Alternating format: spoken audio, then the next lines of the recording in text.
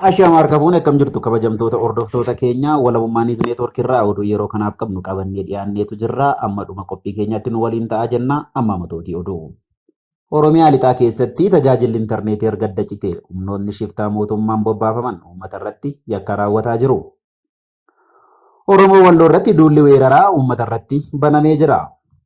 Turtii waggoota 20 booda xayyaarri waraanaa USA dhuma Kaabulii baate kan jedhan oduuwwan yeroo kanaaf qabannee jirrudha. Amma oduu bal'inaan. Oromiyaa lixaa keessatti tajaajilli intarneetii erga addaan citee humnoonni shiftaa mootummaan bobbaafaman uummata irratti yakka raawwataa jiru. Oromiyaa gama lixaa addatti godinoota Wallaggaa Afran keessatti tajaajila intarneetii dabalatee tajaajilli ibsaallee adda citee jiraachuun uummanni dararaaf saaxilamaa akka jiru odeessaaleen nu qaqqaban ifoomsaniiru. Akka jiraattonni lixa Oromiyaa jedhanitti tajaajilli intarneetii erga addaan citee baatii tokko ta'uuf kan jiru humnoonni waraanaa fi abiyyiin bobbaafaman godinoota Wallaggaa Afran dabalatee godina Iluu Abbaa Booraa fi Jimmaa keessatti yakkoota suukanneessaa raawwachaa jiraachuu nuuf himaniiru. Humnoonni waraanaa mootummaa Itoophiyaatiin bobbaafaman kunneen manneen uummataa gubaa, qabeenya uummataa saamaa, haadholii fi shamarran gudeedaa akkasumas namoota nagaa ajjeesanii gaduu fi jumlaan hidhanii reebicha hamaan dararaa akka jiran maddeen keenya bakkoota adda addaa irraa nuuf himaniiru. Yeroo ammaa kana yakkoonni uummata lixa Oromiyaa irratti raawwatamaa jiru sababa intarneetiin hin jirreef sagaleen isaanii ukkaamsamee yakkoonni irratti raawwatamaa jiran hawaasa addunyaa duraa akka dhokatu taasifamee jira. Oromiyaa lixaa keessatti erga murni bilxiginnaa gara aangootti ba'e tajaajilli intarneetii Wallaggaa keessatti si'a arfaffaaf kan badhe yoo ta'u uummanni nagaan horsiisee bulaan, qonnaan bulaan, daldalaan, barataan, barsiisaan, jaarsaa fi jaartii osoo hin jenne dubartiin ulfi ajjeefamanii ammas ajjeefamaa jiru.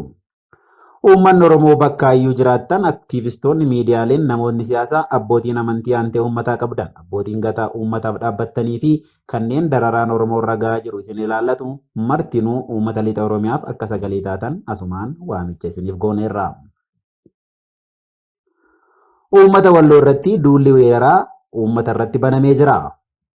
Kaaba Oromiyaa Walloo aanaa Jillee Dhummuugaa iddoo odaa sirbaa fi dhagaa adii jedhamuun beekamutti hidhattoonni garee gosa Affaar kan moodotoo jedhaman mootummaa naannoo Amaaraa waliin walitti dhufeenya guddaa kan qabanii fi shira Oromoo Walloo buqqisuuf baroota dheeraaf karoorsaa turan milkeeffachuuf lola eegaluu isaanii jiraattonni Jillee Dhummuugaa maddeen keenyaaf himaniiru. Gosni Affaar moodotoo jedhaman kunneen hidda sanyii Amaaraa Seemeetik kan himatan yoo ta'an ajaja itti kenname raawwachuuf uummata keenya duguugaa jiru jechuun jiraattonni himataniiru. Gosa moddoota Affaar kana keessa namni dubartii Oromoo aanaa Jillee Dhummuugaa fuudhee uummata keenya Walloo keessa jiraatu tokko akka jedhetti shira kanaaf humnoonni Amaaraa waamicha taasisuun deeggarsa meeshaa fi loojistikii godhaa jira jedheera. Akka namni gosa Affaar moodotaa kun jedhutti mootummaan naannoo Amaaraa Oromoo Walloo lola babal'ifannaa humnoonni Amaaraa Tigraay irratti gaggeessaa jiran deemuu diduutti mufachuun shira qopheessedha jedheera. Lola deemaa jiru kana shira ta'uu kan nama hubachiisu poolisoonni maqaa poolisii federaalaan naannoo sana buufatanii jiran gama warra Affaar qoranii uummata Walloo rukutanii meeshaa yookaan qawwee irraa hiikkachuu fi qabeenya isaanii barbadeessaa jiru jedhameera. Kanaafuu uummanni Oromoo guutuu Oromiyaa fi miidiyaaleen Oromoo kamuu shira Oromoo Walloo buqqisuuf shirame kana fashalsuuf kallattii jirtaniin nu bira dhaabbadhaa jechuun Oromoonni Walloo dhaammataniiru jechuun maddi keenya godina Kamiseerraa gabaaseera. Turtii waggoota 20 booda xayyaarri waraanaa USA dhuma Kaabulii baate. Xayyaarri Ameerikaan isheen dhumaa buufata xiyyaaraa Kaabul keessatti baateetti. Kanaanis turtiin Ameerikaa waggaa 20 Afgaanistaan keessa goolabameera. Qondaaltonni akka jedhanitti xayyaarri dhumaa C-17 halkan walakkaa ambaasaadara USA qabattee Kaabul keessa baateetti. Kanneen yeroo qabameef keessatti ba'uu hin dandeenyeef haala mijeessuuf hariiroon dippiloomaasii akka itti fufus ibsameera. Erga xayyaarri Ameerikaa dachee Afgaanistaan keessaa godaanee booda Taalibaan meeshaa waraanaa dhukaasuun gammachuu ibsataa turaniiru. Balaliin xiyyaaraa kun ergamni Ameerikaan bara 2001 Afgaanistaan keessatti eegalte guutuun goolabamuu kan mul'isedhas jedhameera. Ameerikaan erga gareen Taalibaan Afgaanistaan to'atanii borumtiisaa gaafa agayya 4 2021 ture namoota ishee baasuuf hojii kan eegalte. Afgaanistaanii fi naannawaa isaaniitti ajajaa waraanaa USA kan ta'an Jeneraal Kenneth Mekaanis agayya 14 irraa eegalanii hanga har'aatti namoota 123 caalan Afgaanistaan keessaa baasuu ibsaniiru. Guyyaatti giddu galeessaan namoota 7,500 ol baasaa akka turan himaniiru. ergamni US Afgaanistaan keessatti qabaachaa turte xumuramuun erga labsamee booda Washingtonitti ibsa kana kan kennan ministeerri dhimma alaa US Antonio Blinken hojiin kun mootummaa Ameerikaatiif qormaata guddaa ture jedhaniiru. Boqonnaa haaraan eegalameera. Ergamni waraanaa xumurameera. Ergamni dippiloomaasii jalqabee jira jechuun ministeerri haajaa alaa Ameerikaa Antonio Blinken dubbataniiru. US yeroodhaaf caasaa dippiloomaasii Afgaanistaan keessaa qabdu gara Qaaxaar Do'aatti dabarsuu kan himan. Qondaalli kun lammiilee Ameerikaa fi namoota paaspoortii Ameerikaa qaban hundayyuu yoo isaan fedha Afgaanistaan keessaa bahuu qabaatan baasuuf akka gargaaran ibsaniiru. Gaazexeessituun BBC Kaabul jirtu Liisee Dukeet akka jettutti lammiilee Afgaanistaan biyyattii keessatti hafan kitila 38 ta'aniif bulchiinsi Taalibaan qabatee dhufu garam akka geessu hin beekamu. Seera jabaa bara dhumaa bulchiinsa isaanii duraanii keessatti hojiirra oolchaa turanitti deebi'uu danda'u yaaddoo jedhus jiraachuu dubbatti. Wayita Taalibaan baadiyyaa biyyattii qabatee bulchaa turetti namoonni argan haalli bulchiinsa isaanii daraanuu hammaachuu ragaa ba'aniiru. Gareen Taalibaan duudhaa duriitti cichuun beekamu. Dubartoonni walabummaa xiqqoo kan argatan erga warri lixaa biyyattii seenanii sosocho'uu jalqabanii as ta'uun beekamaadha. Egaan kabajamtoota hordoftoota keenya oduu yeroo kanaaf qabannee jirru isaan kana ture. Qophiilee walabummaa newsnetwork afaan waliin turtii gaarii jenna.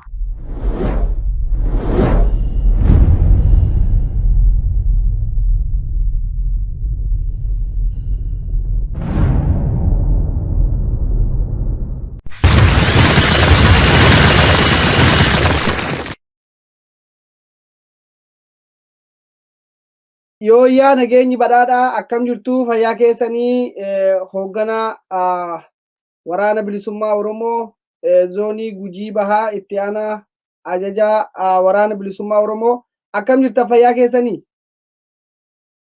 Yoo yaa adda Afgaanistaan hojjetu shanamaa argamtu sanyii ilma namaa yoo yaa Oromoo fi Oromtichi sabboononni uummata Oromoo nagaa jirtu. Hayyeegaa nagaa keenya fayyaadha. Nutis yeroo dheeraa addaan turree amma walitti deebinee galanni rabbi haa gahu. Mee haalli waraanni bilisummaa Oromoo keessa jiru irratti mari'annaa waliigaltee TDF fi waraana bilisummaa Oromoo akkasumatti immoo labsii maqaa hooggantoota waraana bilisummaa Oromoo lubbuudhaan hin jirre kan wareegamanii fi maqaa sana mogga'e maqaa Elemoo Qilxuu Laggasaa Wagii Jaal akkasittiin mogga'e kanaan maqaa Jaalladhii Gammadaatiin lolaa bobbaati jira. Jalqabaaf akka nu ta'utti duramee waa'ee waliigaltee TPLF kana gubbaa irratti warroonni Finfinnee taa'anii miidiyaa mootummaatiin malee warri hin dubbanne warra adda bilisummaa Oromoo keessa ture. Har'a gabbahanii waan hedduu dubbachaa jiran. Fakkeenyaaf keessaa addi bilisummaa Oromoo karaa Tigraay galuu isaatii fi TPLF wajjin waan walitti dhufeenya qabuu fi kan jedhan faantu jira. Isa kanaaf namoonni kun hooggantoota warra duranii jila ta'anii biyya seenani. Kara sanaanillee akka galu kan godha isaan. Isin akka waraana bilisummaa Oromootitti yaada kanarratti yaada maalii qabdu? Ayyee bareeda. Ammaan keessaa uummanni Oromoo akkuma seenaan dubbatutti ijoolleetti jalatti galee sagantii fidanii gallee yeroo inni gabbummaa tole jedhee fudhatee beekumsi jedhaa seenaan. Akkas jechuun gaafa falmachaa ture, lolachaa ture, lolachuu falmachuu qofaa mootii lolee injifataa ture garumaanidha. Injifannoon sun goolaba yookaan xumura gubbaa hin arganne. Kanaaf injifannoo goolaba waan ta'eef qabsoo qabsaa ture bifa qabsoo bittinnaawaa ta'e bifa ijaarnaatii erga jalqabanillee dheeressuu asiin baase. Kana jechuun maalidha? Gama dippiloomaasii ta'e laafinnoolee garaagaraa uummata Oromoo dabalatee laafinnoolee garaagaraatti gudunfaa akka fudhattee injifannoolee xixiqqootti of kennuudhaan gara xumuraatti yoo hanqataa ture. Haa ta'uuti qabsoo biyya gabrummaa kan bara dhaloota kanaa gara xumura gabrummaatti kana keessatti qarummaa guddaatti argame jedhee yaadaani. Qarummaa guddaa uummanni Oromoos hayyoota uummata Oromoo akkasumas waraana bilisummaa Oromoo ta'anni kun qaarummaa guddaadha. Kun qaarummaa dhaaba kanaati jechuudha. Injifannoo dhaaba kanaati walii galtee keessatti waliin gaggeeffamu kun nuti akka injifannootti ilaalle. Akka injifannoo akka qaarummaa guddaatti ilaalaa jechuudha. Bilchinni guddaadha kun maaliif keessatti kalee uummata keenyaa hidhaa ajjeesaa haatutti malee jalqabumayyuu adda bilisummaa uummata Tigraayitti dhaabni kenname adda bilisummaa uummata Oromooti warra kalma jalqabayyuu ijaarama isaaniirraa dhaabilee maanti amananii gaggeeffannaa uummata Oromootitti amananii jechuudha. Kanaaf kaayyoon keenya tokko jechuu kiyya osoo hin taane haala qarummaa guddaa jechuun biqiltuu guddaa jechuun haala yeroo irratti hundoofte yeroo argatisa qarummaadhaan ilaalanisa ittiin injifatisa yeroo naati diinni keetti waliigaltullee hin jira jechuudha.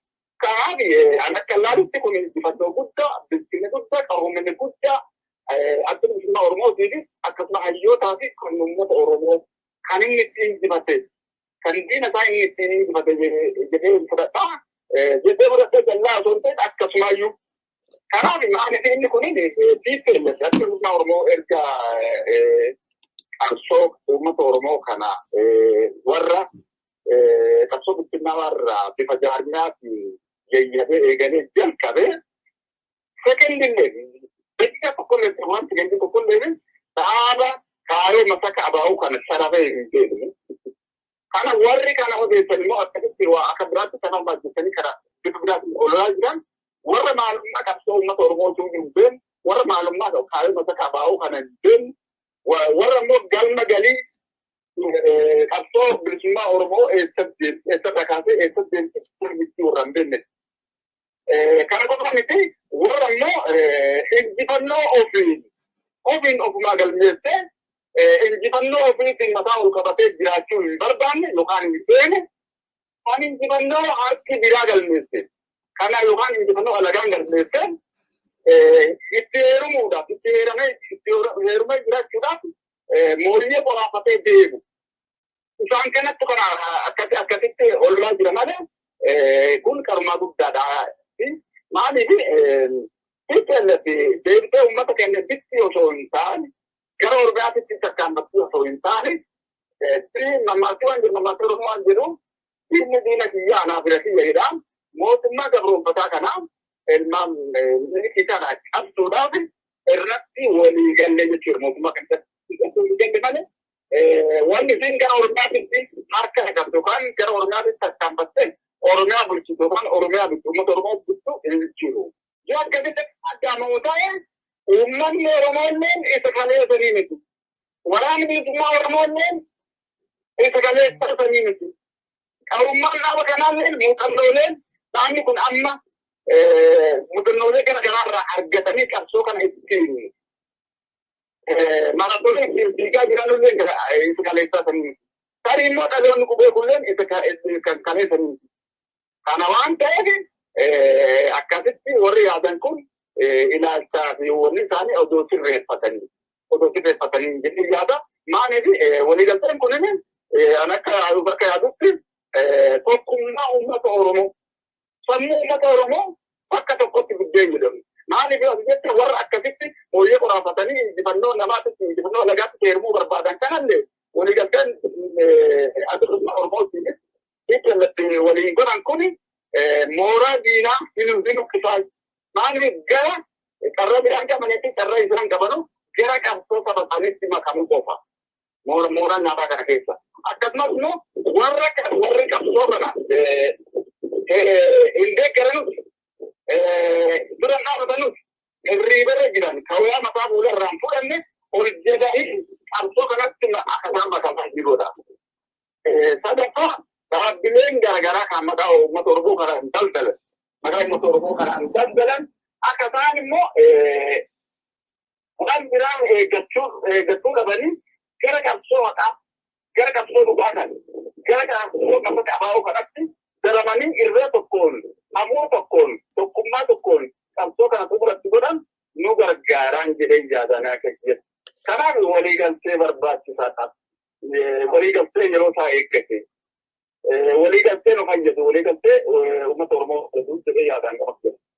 Baay'ee galatoomadha. Walumaa galatti mootummaa sirna nafxanyaa yookaan immoo ahaadaawii afaan tokko amantii tokko jedhu kanarratti waliigalummaan TDF fi waraana bilisummaa Oromoo sabaaf sablammii tasgabbeessee jira. Sabaaf hormaa yookaan immoo yaaddoo sabaaf sablammoonni qaban sirni afaan keenya bade aadaan keenya bade jedhan san kan uummata Oromoo bira darbee kanallee waan tasgabbeesse. Lammata immoo dippiloomaasii addunyaadhaallee akkaataa jijjiirama dhugaa ka akka barbaadamu ka agarsiisu akkaataa irra aanaa waraanni bilisummaa Oromoo irra aanee jirudha kan isin amma lafa keessanii yoon dogoggoruu baadhe yoo sirreesse immoo yoon sirrii ta'e immoo na sirreessaa yoon dogoggore akkasumatti naan jedhaadha. Walumaa galatti dippiloomaasiidhaanis waraana lafaatiinis akkaataa waraanni bilisummaa Oromoo irra aanee jiru kan ibsitan akkasii miti. Irra aanee jechuudha. Wanti Oromootti uummanni Oromoo walii galtee kanarratti irra aantee injifannoo guddoo ittiin milkaa'ee jira. Baay'ee galatooma. Impaayera kuni impaayera Itoophiyaa impaayera abbaa illee impaayera kana keessatti akkaataa lafa kaa'amee jirutti sababa namni 84 jira. Sababa namni 84 kana keessa abbichi impaayera kana jaare tokko qofa jechuudha. Impaayera kana namni jaare tokko sababa namni 84 kana keessa tokko qofa jechuudha. Eenyu ilmaan minis yookaan Amaara qofa impaayera kana namni jaare. Sababa namni 83 Rajaatiin ta'e bifa sammuun deemi maan waggaa kanarra maan godhaa jiran qawwee dhabaa jiran irratti sammuudhaan itti dhukaasaa jiran qawweedhaan itti dhukaasaa jiran impaayera kana diigamuu barbaadanii saffeessaan diigamuu impaayera kanaatiif immoo waliigalteen TPLF fi bilisummaa Oromoo impaayera kana diigee jira jechuudha. Hin jiru amma impaayera. Qawwee hedduu irratti dhabu.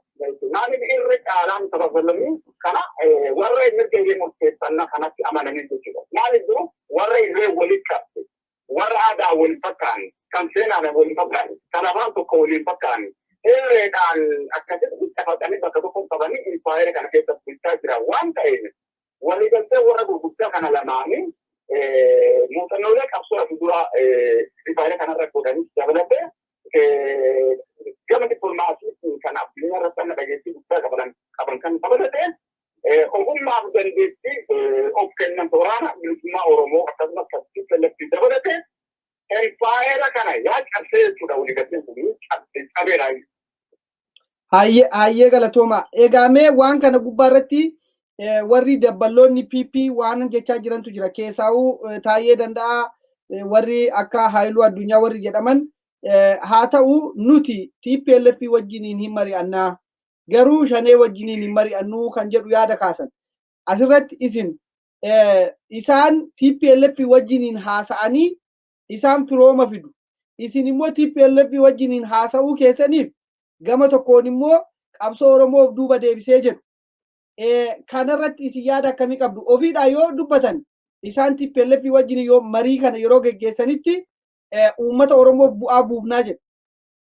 Yoo isin mari'attan immoo lakkii gara keessanii yoo ta'e immoo uummata Oromoo diigaa qabsoo Oromoo badee TPLF waggaa dheeraa nu ajjeesaa turtee nu hidhaa turtee jedhanii miidiyaa irratti halkanii guyyaa barreeffamaanis gara televezyiiniitiinis gabbahanii iyyaa jiran. Isa kanaaf deebii maalii qabdu? Akkamitti isaan dandeettii maalitiin oppiidiyoon har'a kaleessa TPLF wajjiniin uummata Oromoo kolaasaa uummata Oromoo lafarraa buqqisaa turte isaan wajjiniin mari'annee waraana bilisummaa Oromoo wajjiniin mari'annuu yeroo isaan jedhan kana isin akkamitti ilaaltan akka hoogganaa tokkootti? Amma kana jechuun maal jedha hangafashuu siitutee jira yoo natti qottutee maal jedha TPLF Haleyyuu jalqabayyuu ijaarame ishee bari ijaarama sirriin ta'in. Maaliif intala aadaaf safuu uummata ilmeetiin ta'adoo ala deemtu achumaan garaachuutte nama biraa heerumte jechuudha. Namni biraa irraa yoo irraa du'uu danda'a, jibbee dhiisuu danda'a. Yoo namni biraa irraa yookaan irraa du'uu yookaan jibbee dhiisellee amma inni bifaaraan obaaromsite maga ka naannoo kana mooyyee qoraafattee tajanaa gursummaa heerumti jechuudha. Maa'isi hangabayii jedhee jira jechuudha. Kana jechuun maal jechuudha? Warri kun amma fiixalleetiin walii galuu hin barbaadanii, waliin marachuu hin barbaadanii, wanni isaan addunyaa Oromootiin waliin galee maali? Addunyaa Oromoo irree fidaachana uummata kanaati, wabii uummata kanaati, hadaaf dhugaa uummata kanaati, taari immoo kennaa olaanaa uummata kanaati. Kennaa olaanaa uummata kanaati. Maaliif taa'ee kanan sharafu hin barbaadu, nama sharafu yookaan dhaaba sharafu ittiin eeyyamu. Karaa isaanii walii galtee dhugaa uummata Oromoo kanatti kumayyuu sharafuu hin barbaade. Kanaaf maaliidhaa akkuma gabaan jedhe warra injifannoo ofumaa galmeeffate injifannoo ofii galmeeffate luka lamaan hin gaggaafatee jiraachuu hin barbaanne. Kan injifannoo harki biraa yookaan alagaan galmeesse ofii miidhagfatee afaan qulqulleeffate waan hin jirreen uummata keenya nyaachuudhaaf, uummata keenya cabsuudhaaf, uummata keenya balleessuudhaaf garaa tokkotti jiraachuu warra barbaadan. Warra injifannoo ofiin galmeeffatutti ofiin amanne jechuudha. Kanaa jechuudha. Kanaaf jechuudha waan inni biraan jechuudha kana jechuudha. Wanni isaan siitellatti waliin mari'atuu barbaadanii garumaan addunyaa Oromootii waliin mari'atuu hin barbaadu. Naan jijjiirama jiru sababii siistuu kan jiru lamaan kanaa jechuudha. Galatooma baay'ee ulfaadhaadha.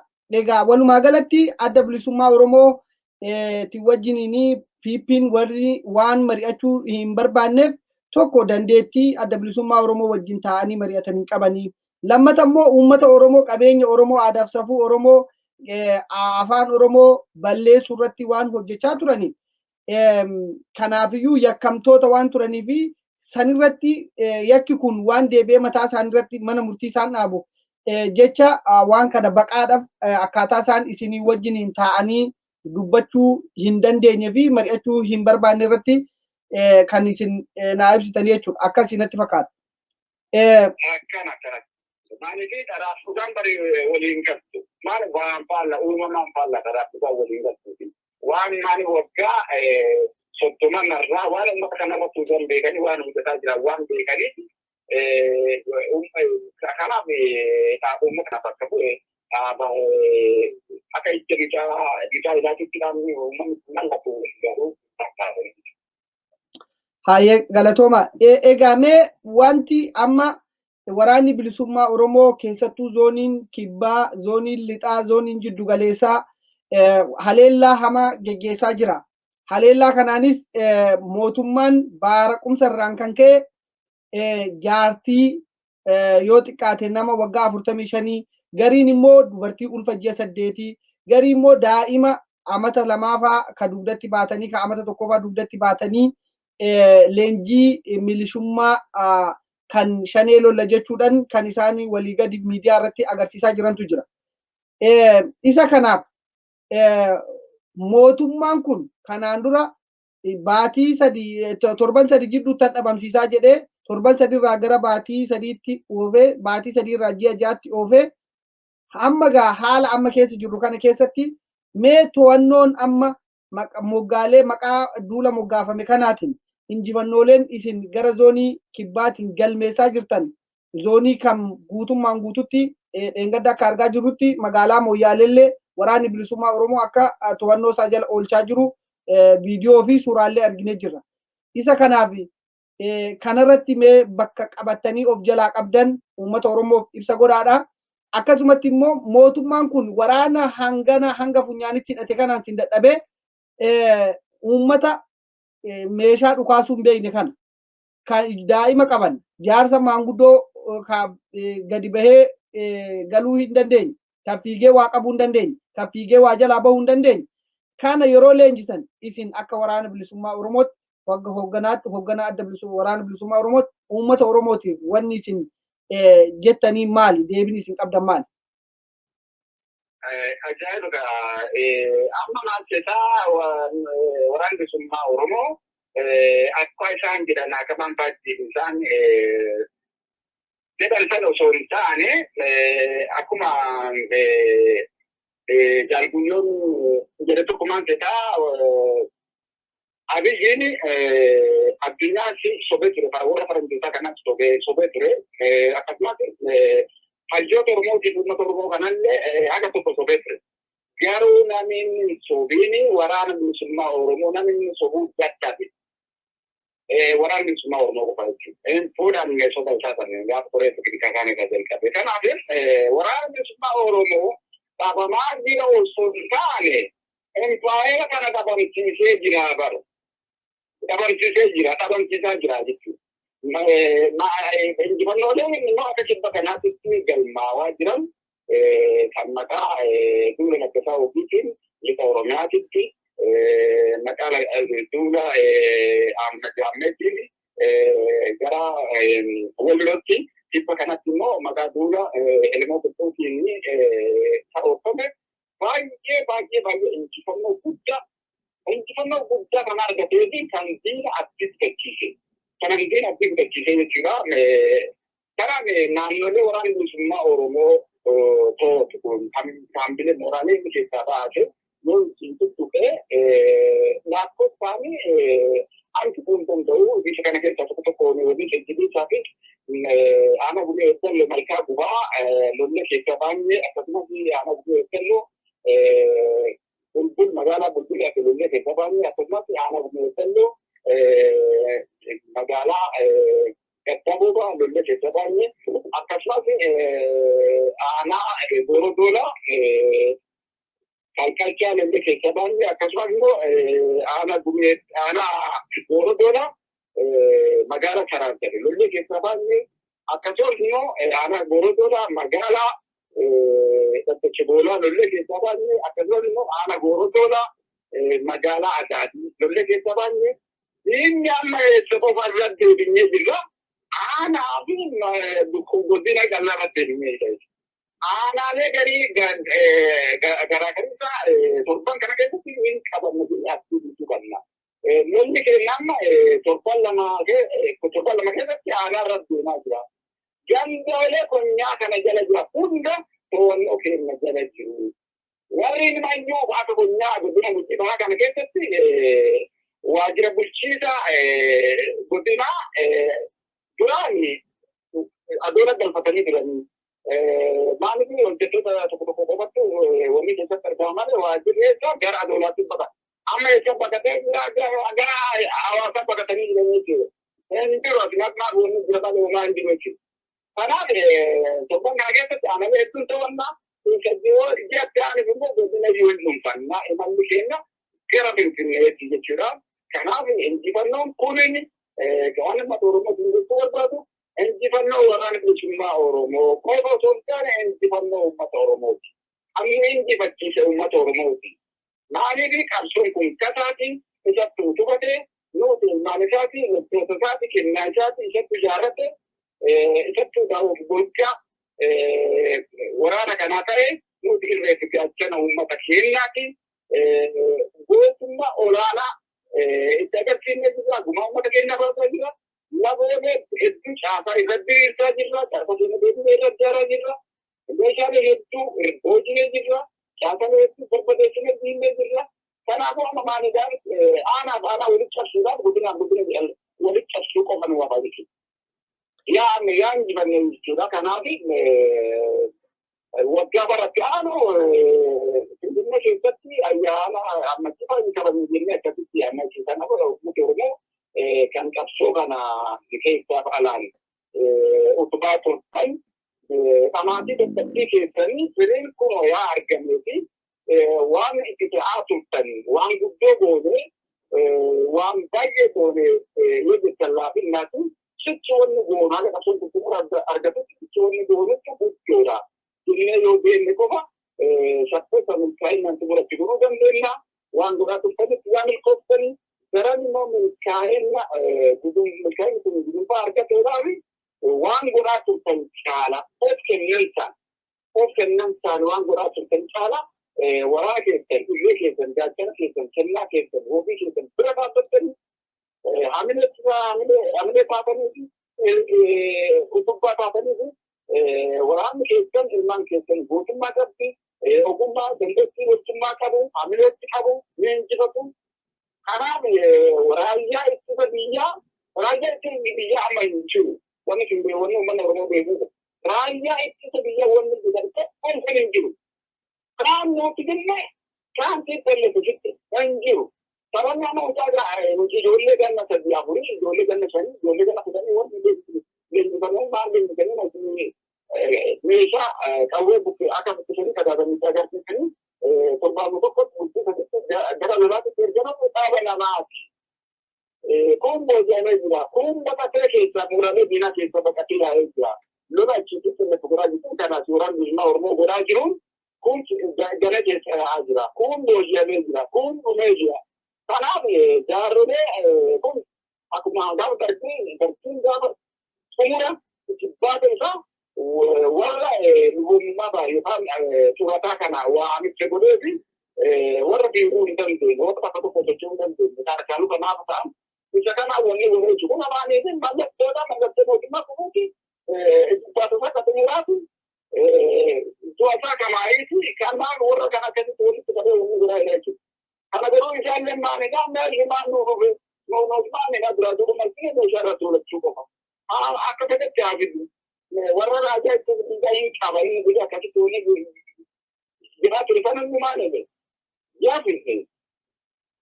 Kanaafuu waan inni amma waliin godhu kana inni boojjinee barsiisnee gara uummata gara hawaasaatti yoo deemnee malee wanni biraa hin jiru. Kanaafuu waan biraa turtanitti yaa milkooftanii yaa raantanii gudunfaatti godhuudhaaf garan waan godhaa jirtanitti jabaataa jechuu barbaada. Baay'ee galatoomadha. Egaa akka isin amma jettanitti waraanni kanaan dura tureeyyuu kan special force jedhamee gara miidiyaa televezyiinii biyyattiitiin agarsiifamaa ture. Hundi sunuu dhumee jira. Gartokkee nutu fixee gartokkee immoo TPLF fixee. Amma namoonni maanguddoota leenji'anii fi ayyoliiwwan yookaan immoo daa'imman amma leenji'an kana qabneeti gara qe'eetti deebisnee akka isaan maatii isaanii wajjin hin jiraatan goona malee waan amma kana booda lolli baay'een illee waan jiru miti. Garuu amata dhufu immoo abdii uummata Oromoo waliin Finfinneetti amajjii tokko ni kabajnaa kan jettan. Kanaan dura illee mul'ata qabdan mul'ata keessan keessatti wanni isin jettan mootummaan kun godina Gujii kana keessatti filannoon hin geggeeffamu jettanii dubbattanii turtanii akkuma isinuun jettan filannoon sun hin geggeeffamu. Ammas immoo wanni isin jechaa jirtan bara dhufu Finfinneetti waliin kabajnaa jechaa jirtan uummata Oromootiin baay'ee bareeda. Kanumaan wal qabatee egaa haalli amma isin amma nu ibsaa jirtan keessatti waraanni bilisummaa Oromoo akka malee shaffishaan diina irratti haleellaa gurguddaa geggeessee mooraa diinaa hedduu cabsee jira. Gandoolee yookaan immoo bakkoolee isin amma to'annoo keenya jala jira jettan. Uummanni Oromoo hedduun kan maatiin isaa hidhamee mana hidhaa keessatti hiraarfamaa jiru jira. Jiraachaa turetu jira jechuudha. Warra kana guutummaan guututti namoonni bakkoota tokko tokko illee argaa turre yeroo waraanni namoota mana hidhaadhaa yaasaa ture. Isinis bakkootee amma qabattan kana hunda keessaa hidhamtoonni maqaa adda bilisummaa Oromootiin maqaa waraana bilisummaa Oromootiin warri hidhaman guutummaan guututti mana hidhaa keessaa yaa'anii jiran jechuudha. Naannolee nuti to'anne kamiyyuu waraanni bilisummaa Oromoo hidhamtoota siyaasaa kan warri taphaachisu kunidhaan yaa'anii jira jechuudha. Naannolee to'anne qofaa nuti hidhamtoota kana yaasuun immoo aanaalee garii keessatti iyyuu aanaa waajjira godina Gujii aanaa waajjira keessatti waan beekamu keessatti hidhamtoota keessatti aanaalee isin keessatti jibbaata godhaa jirtu keessatti kanaaf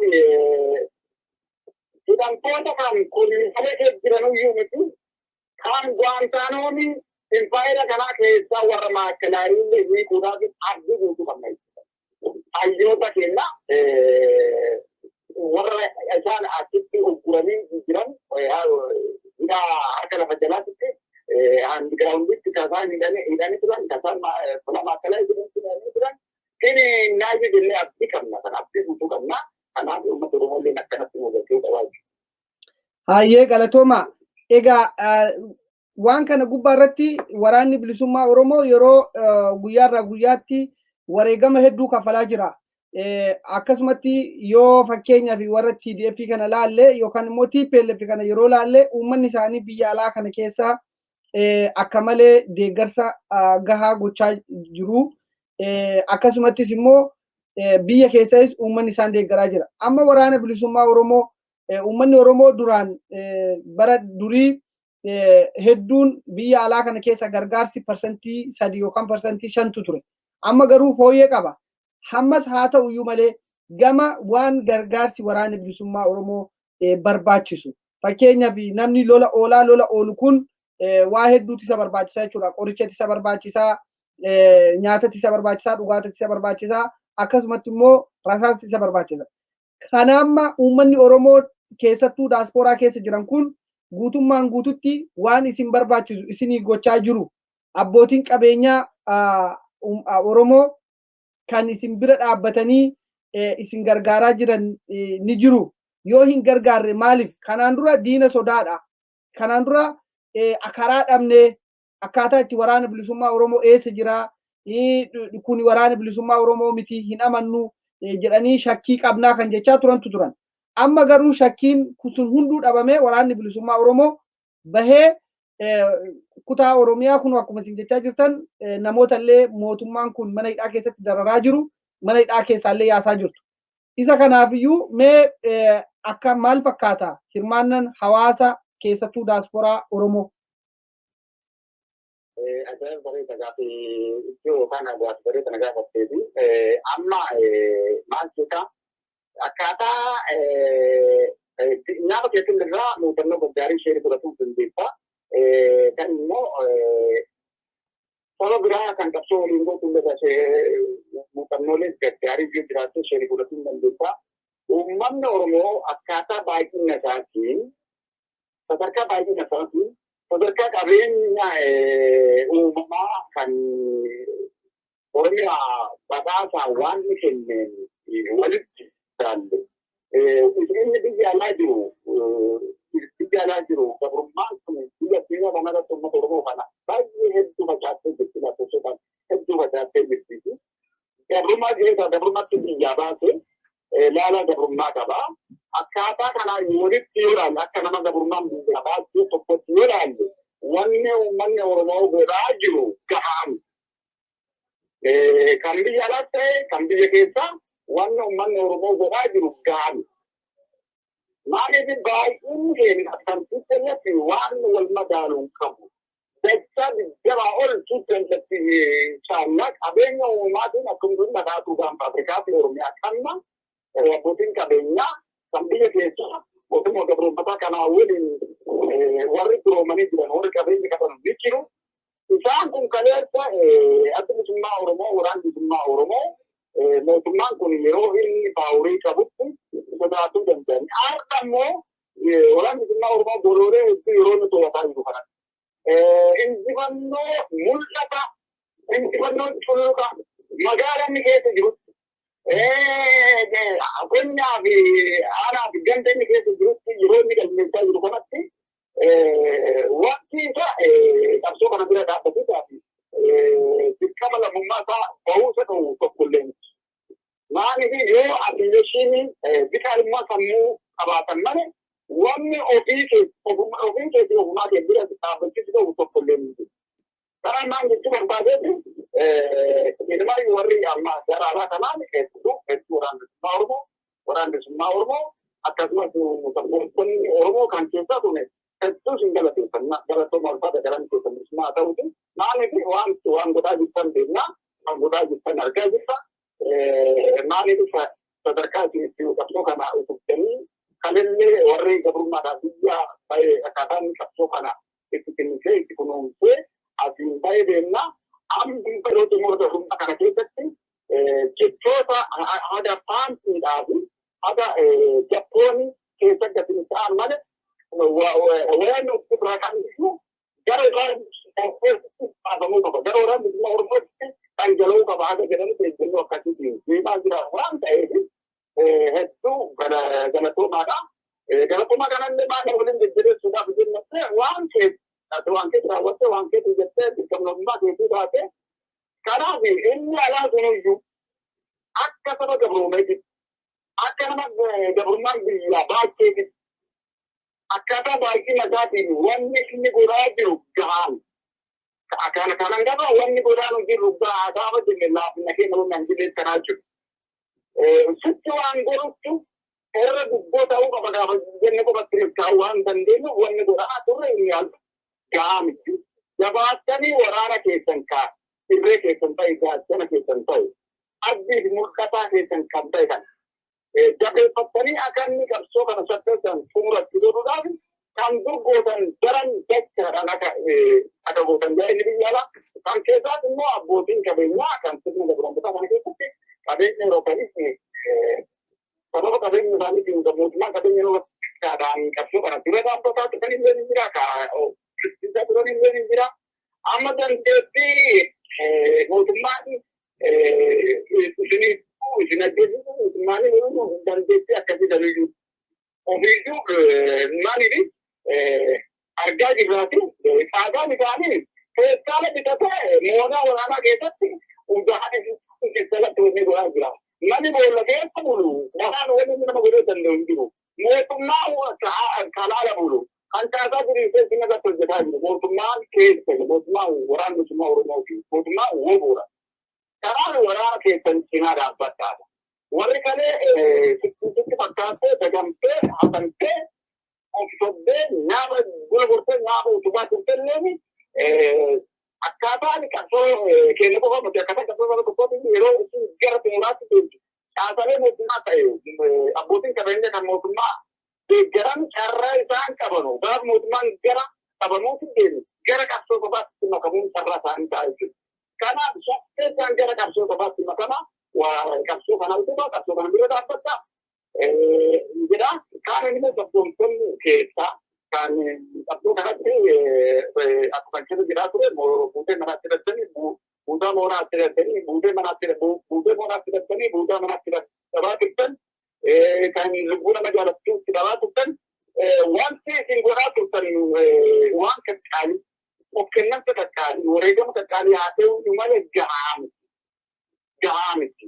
Karaa bilisummaa waan salphaan argataniitu tokkummaadhaan inni keessaa kunillee tokkummaadhaan of kennamsa guddaadhaan akka saba Tigree fa'aa warri Awurooppaa Eeshiyaa Ameerikaa warri jiran firaashii jalaaf guuranii sadarkaa gurguran waan irratti hin ofirraa waan uffatan sadarkaa ofirraa baafatanii gurguran warri mindaan namummaan biyya alaa kana keessa jiraatan sadarkaa Tigraay mindaan kiyya yookaan jireenyi gaariin kiyya Tigraayummaa kiyya yookaan Tigrummaa kiyya naan caalu jedhanii biyya kiyya naan caalu jedhanii achi ba'anii gammoojjii Tigraay keessa walitti qabamanii yaadaanis ta'e waan hundaan qabsoo kana tumsanii karaa gabaabaa caffeessan itti qabsoo kana xumura godhan filatanii milkaa'ina biyya tokko keessatti milkaa'ina ajaa'ibsiisaa biyya dhuunfatanii jiru. Karaa kunillee muuxannoo nu ta'uu qaba saba keenya muuxannoo ta'uu qaba. Tokkummaadhaan kana godhuu qabna jechuudha. Akkasumas warri mooraalee diinaa keessa jiran namni ofisa dhaabe garatti bahuu hin qabu. Namni ofisa eebbe teessee bahuu hin danda'u. Of deessuu hin qabanu. Of sodaasuu hin qabanu. Kanaaf mooraalee nyaataa hojjettoota mootummaa waajjiraalee garaagaraa warra keessa jirtan yeroo isin gara qabsoo saba keessanitti makamtan carraa isin baasu isa kana waan ta'eef gara qabsoo saba keessanitti makama isin baachi uummata Oromoo isin dhiisuu danda'a waan godhaa turte waan gochisiisaa turte dhiisuu danda'a fi filannoon isin qabdannu kan isin baasu arfanni gorullee filannoon isin baasu qabsoo saba keessanitti goruu danda'a gara qabsoo saba keessanitti goruu danda'a warri mooraa nyaataa keessatti kun saffeessan gara qabsoo saba keessatti makam cibaasa waan ta'eef kanaaf yoo kana booda akka tokkummaadhaan kana boodaan yeroo gabaabaa keessatti qabsoo kana xumuratti oone handhuura biyya keenyaa finfinneetti wal argine dhandhama bilisummaa sana waloodhaan dhandhamuu dandeenya. Kanaaf akka dhaamsaatitti uummata Oromootiin wanti godhaa toltanii wanti godhaa jirtan gaamuti caffeessaan xumuratti godhuudhaaf waan guddoodhaan akka akka uummata Tigraay san muuxannoo godhannee yeroo gabaabdutti biyya keenyaa kan dhuunfannu jedhee ergaa kan dabarsuu barbaada. Baay'ee galatoomadha. Horaa bulaa deemu.